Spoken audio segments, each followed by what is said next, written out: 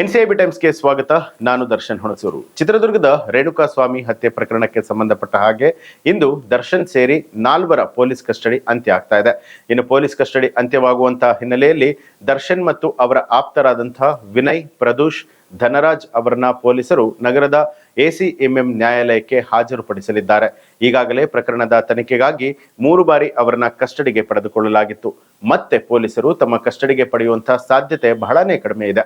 ಹೀಗಾಗಿ ನ್ಯಾಯಾಂಗ ಬಂಧನಕ್ಕೆ ಒಳಗಾದಲ್ಲಿ ದರ್ಶನ್ ಮತ್ತು ಸಹಚರರು ಪರಪ್ಪನ ಅಗ್ರಹಾರ ಸೆಂಟ್ರಲ್ ಜೈಲ್ ಸೇರುವಂತದ್ದು ಬಹುತೇಕ ಖಚಿತ ಅಂತ ಹೇಳಲಾಗ್ತಾ ಇದೆ.